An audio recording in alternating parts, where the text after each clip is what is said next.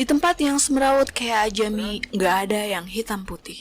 Setiap langkah yang diambil bisa bawa kita lebih dekat ke hidup atau malah ke kematian.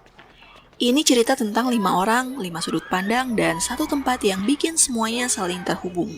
Selamat datang di Ajami, tempat di mana harapan dan kekerasan hidup berbarengan.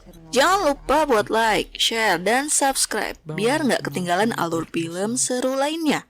Ya, at least jangan biarin kita yang ngalamin drama Ajami sendirian. Share ke teman-teman biar mereka juga tahu gimana rasanya hidup di dunia film. Dan pastinya, subscribe biar tetap up to date dengan semua konten kita yang semoga nggak bikin kamu kehilangan harapan hidup kayak di film ini. Cerita dimulai di Ajami yang udah penuh ketegangan. Omar, pemuda Arab dari Jaffa, lagi diancam sama klan Bedouin.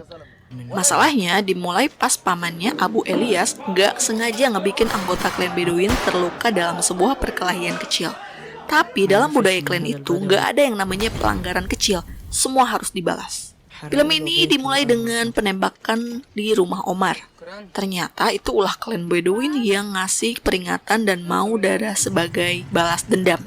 Omar dan keluarganya panik banget karena mereka tahu kalau serangan ini cuma permulaan dari masalah yang lebih gede.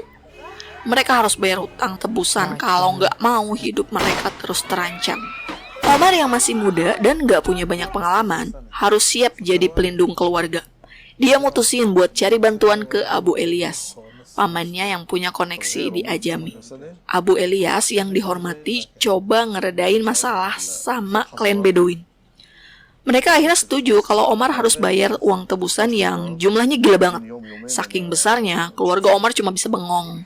Buat ngumpulin uang, Omar mulai kerja keras, bahkan nyari cara-cara ilegal.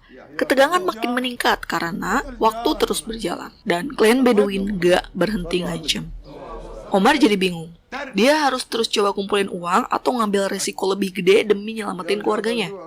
Bab ini ngebangun dasar konflik film dan nyeritain betapa rumitnya hidup di Ajami. Bab kedua fokus ke Malek, remaja Palestina yang tinggal di tepi barat. Malek kerja ilegal di Israel demi nyari duit buat biaya operasi ibunya yang sakit parah.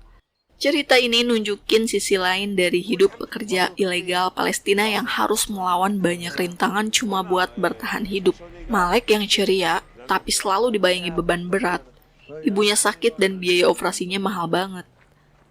Malek ngerasa harus nyelamatin nyawa ibunya meski umurnya masih muda banget. Karena kesempatan kerja di Palestina terbatas banget.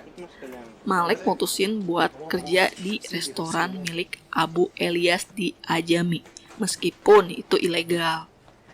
Sebagai pekerja gelap, Malek harus terus waspada, takut ditangkap polisi Israel.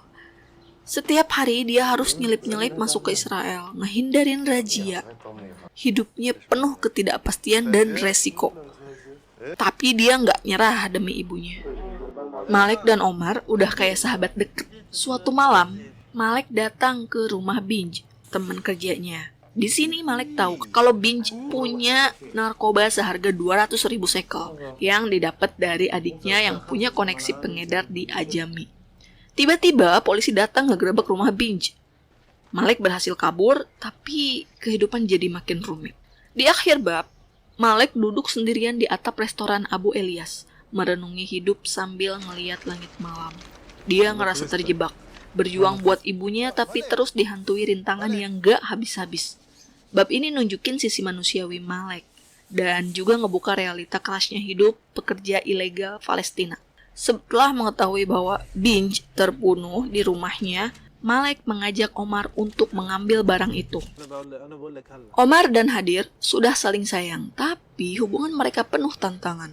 Ayah Hadir, Abu Elias, nggak setuju karena dia anggap Omar nggak cukup berkelas untuk anaknya. Apalagi keluarga Hadir tuh keras banget sama tradisi. Mereka nggak mau Hadir nikah sama orang yang nggak dapat restu. Abu Elias, ayah Hadir, bahkan sampai ngusir Omar pas dia coba ngomong serius. Di situ Omar makin ngerasain betapa sulitnya dapetin restu keluarga Hadir. Dando, seorang polisi Israel, hidupnya kelihatan stabil tapi dia punya luka dalam banget. Saudaranya hilang waktu bertugas di tepi barat, dan Dando yakin kalau saudaranya diculik atau dibunuh oleh kelompok Palestina. Ini jadi obsesi yang ngebayangin semua tindakannya. Di rumah, hubungan Dando sama keluarga juga tegang. Istrinya bilang Dando terlalu fokus nyari saudaranya sampai lupa keluarga sendiri. Anak-anaknya juga mulai jauh dari Dando.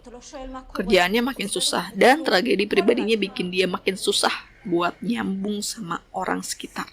Ketegangan memuncak pas Dando nemuin petunjuk tentang saudaranya di Ajami. Ini nambahin frustasinya dan dia jadi makin agresif dalam handle kasus. Karena kesal banget sama hubungan Omar dan Hadir, Abu Elias ini mulai mikirin cara buat ngejebak Omar. Dia tahu kalau Omar dan Malik bakal jual narkoba, jadi dia lobby Malik buat nemenin Omar sesuai rencana awal. Tapi Abu Elias bilang, jangan pernah sentuh barang itu. Nanti gue bantu lo kalau Omar ditangkap.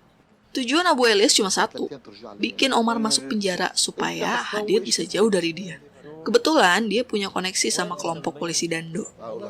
Pada adegan ini, Malik dan Omar ingin menjual narkoba agar bisa mendapatkan uang dengan mudah dan cepat. Karena kalau barang itu terjual, estimasi akan bisa menghasilkan 200.000 shekel. Omar masih membutuhkan 100.000 shekel, atau setara dengan 444 juta rupiah, untuk mengganti uang kisos karena paman Omar telah menghilangkan nyawa seorang klan Bedouin. Dan Malik membutuhkan 15.000 shekel atau setara dengan 66 juta rupiah. Tapi ada satu hal yang nggak sesuai rencana. Nasri, adiknya Omar, ikut terlibat. Meskipun Omar cuma mau dia jaga mobil, tapi ternyata mereka dapat pembeli. Yang ternyata polisi yang nyamar. Si polisi ini bagian dari kelompok Dando.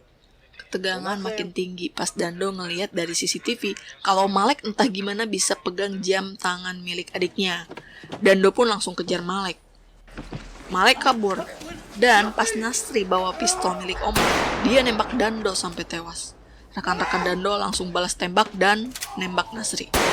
Dia tewas di tempat. Malik selamat dari tembakan, tapi nasibnya nggak jelas.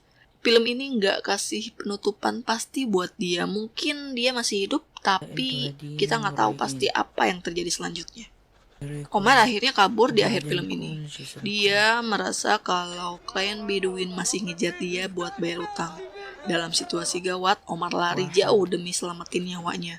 Film ini nggak jelasin apa yang terjadi setelah itu, tapi bisa jadi dia hidup dalam pelarian jauh dari keluarganya. Film ini berakhir dengan banyak banget pertanyaan yang nggak terjawab. Semua karakter utama endingnya tragis atau penuh ketidakpastian, yang nunjukin gimana konflik sosial, politik, dan emosional berperan besar dalam hidup mereka. Ajami bukan cuma tempat, tapi cerminan dunia yang penuh luka. Gak ada pahlawan atau penjahat di sini. Cuma manusia yang terjebak dalam kehidupan yang jauh lebih besar dari diri mereka sendiri. Jadi gimana? Udah kebayangkan kenapa Ajami nggak cocok buat jadi destinasi liburan? Semua orang di sini, dari utang sampai tembak-tembakan, nggak ada yang bisa duduk tenang. Tapi ya itulah hidup mereka, penuh ketegangan, penuh konflik, dan penuh keputusasaan. Kalau ada yang bilang hidup itu nggak gampang, coba tonton Ajami, dan kamu bakal bilang, "Yep, mereka bener banget." 3 افتحوا عينيكم